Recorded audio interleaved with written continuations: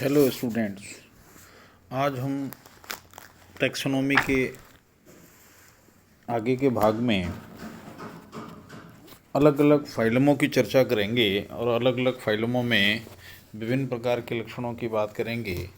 तो इसमें सबसे पहला जो आता है वो प्रोटोजोआ है।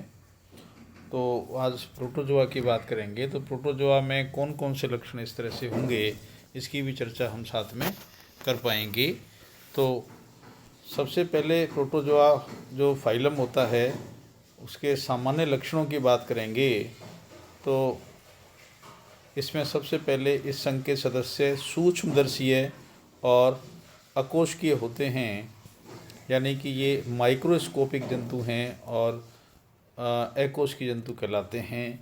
ये सरलतम और आदिम जंतु हैं, सरलतम और आदिम जंतु कहलाते हैं। तो सरलतम और आदिम का मतलब ये हुआ कि बहुत ही पुराने स्टाइल में ये जंतु होते हैं और इनमें विशेषीकृत लक्षण नहीं होते, यानी कि सामान्य लक्षण ही इनमें पाए जाते हैं। और ये एकल या निवही या कॉलोनियल हो सकते हैं, कॉलोनियल ये हो सकते हैं। तो कॉलोनियल होने का मतलब ये हुआ कि इसमें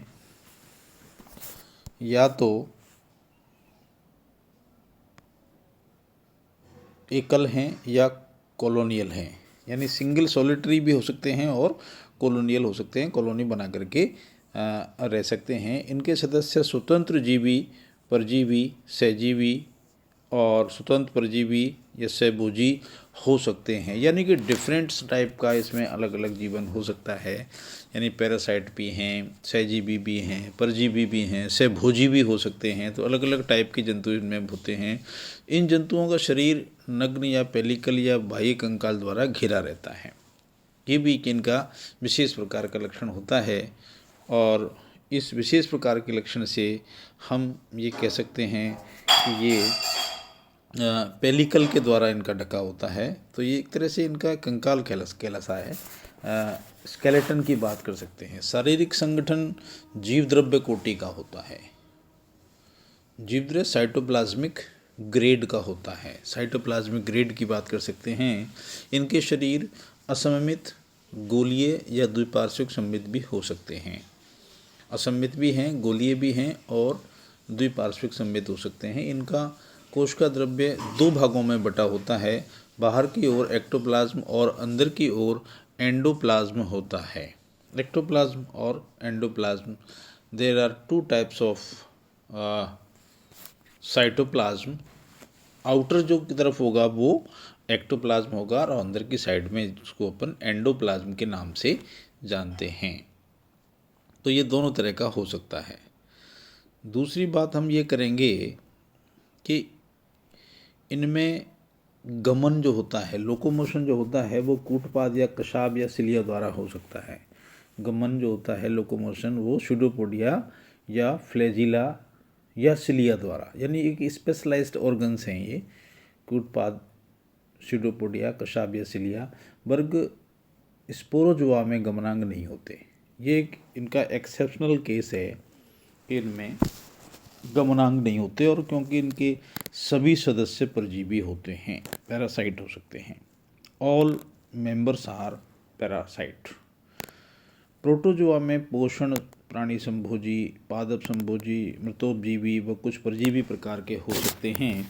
इनमें अंतःकोश के पाचन पाया जाता है तथा कोश का मुख और कोश का जो एनस है वो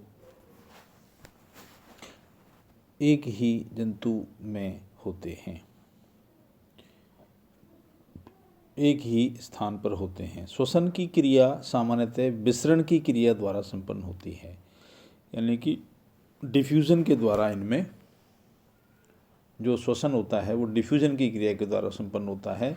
उत्सर्जन भी शरीर की बाहरी स्तर द्वारा होता है, यानी कि जो एक्सक्रीशन की क्रिया है वो भी बाहरी स्तर की तरह इसमें होती है। जंतु अमीनोटेलिक होते हैं। अमोनिया जो है ना, उत्सर्जन के रूप में इनको निष्कासित की जाती है, तो अमोनोटेलिक होते हैं। अलवणीय जल में संकुचनशील रसधानी पाई जाती है। जो साफ पानी है, अलवणीय जल है, उनमें संकुचनशील रसधानी मिल सकती है। परजीवी और समुद्री जीवों में ये रसधानी नहीं पाई जाती। तो that is the basic difference between two types of animals, अलवणीय जल और मेराइन एनिमल्स में। एक केंद्रकीय, द्विकेंद्रकीय, बहुकेंद्रकीय प्रोटोजोआ पाए जा सकते हैं। यूनिन्यूक्लियस, डाइन्यूक्लियस एंड पॉलीन्यूक्लियस प्रोटोजोआ आर प्रेजेंट, परंतु सभी केंद्रक एक समान नहीं होते। इनमें अलग अलग जो होते केंद्रक जो है ये एक समान होने की संभावना इनमें नहीं होती। अगली बात करेंगे अपन इसमें, नेक्स्ट जो इनकी विशेषता है प्रोटोजोन्स की, इनमें सेक्सुअल और एसेक्सुअल रिप्रोडक्शन पाया जाता है।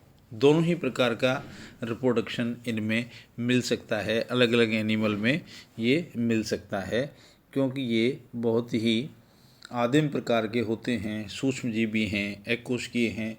तो हर वैरायटी इनमें मिलने की संभावना रहती है। हर प्रकार का जंतु इनमें मिलता है, हर तरह का पोषण कर सकता है, हर तरह का जनन कर सकता है। तो दोनों प्रकार के जनन की स्टाइल इनमें मिलती है। जैसे अलैंगिक जनन की बात करें तो बाइनरी फिशन के द्वारा कर सकते हैं और बहु विखंडन के द्वारा कर सकते हैं, सिंपल प्रोसेस हैं ये।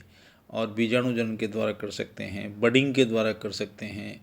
प्लाज्मा और लैंगिक जनन अनुपस्थित होता है इसमें, परंतु यह युग्मकों के निर्माण द्वारा हो सकता है, गेमीट के द्वारा हो सकता है। जैसे प्लाज्मोडियम की बात करें, मोनोसिस्टिस की बात करें, तो इनमें गेमीट के द्वारा फर्टिलाइजेशन, जनन की क्रिया हो सकती है। तो ये एक इम्पॉर्टेंट फैक्टर है इसमें। अगला जो पॉइंट है वो कुछ जंतुओं में कॉन्जुगेशन, एंडोमिक्सिस द्वारा भी जनन हो सकता है। कॉन्जुगेशन और एंडोमिक्सिस द्वारा भी इनमें जनन हो सकता है। तो ये दोनों ही प्रकार से इनको जो है अपन समझने का प्रयास कर सकते हैं। तो नेक्स्ट की बात करें तो हम इनमें अलग अलग प्रकार के जंतुओं की बात कर सकते हैं। और एक विशेषता इनकी ये है कि इनमें पुनरुद्ध भवन भी पाया जाता है। सबसे ज़्यादा इसमें जो पुनरुद्ध भवन है, रीजनरेशन की क्रिया इसमें होती है। और एंडोमिक्सिस द्वारा इनमें जनन हो सकता है और लैंगिक जनन के द्वारा भी हो सकता है। प्रतिकूल परिस्थिति में लैंगिक जनन पुटी भवन द्वारा भी हो सकता है। ये पुटी भवन जो है, कुछ जंतु क्या होते हैं कि पुटिकाओं के रूप में बन जाते हैं, जिससे एनिमल्स दूसरे जो एनिमीज़ हैं उनको नुकसान नहीं पहुंचा सकें और प्रतिकूल परिस्थिति में बाहरी वातावरण का प्रभाव नहीं पड़े और उनकी बॉडी को नुकसान नहीं हो, तो एक सिस्ट का रूप धारण कर लेते हैं। तो एक सिस्ट बन जाती है, उसमें एक गोलाकार टाइप की स्टाइल में एक सिस्ट बन जाती है, जो प्रतिकूल परिस्थिति रहने तक उनमें ये होता है। और रीजनरेशन की अद्भुत क्षमता होती है इसमें। Regeneration is the very important factor to concern the protozoans. कायिक और जनन सेल में विभेदन अनुपस्थित होता है के कारण इनमें अमरत्व पाया जाता है। यानी कायिक सेल और जनन सेल में कोई विभेदन नहीं होता, इसलिए ये सेल लगातार बनती रहती हैं, बिगड़ती रहती हैं। एक सेल एक नए एनिमल का निर्माण कर सकती है। तो इसमें अपन अमरत्व की बात कर सकते हैं, अमर होते हैं, इसलिए अमीबा को हमेशा ये कहते हैं कि ये अमर होते हैं।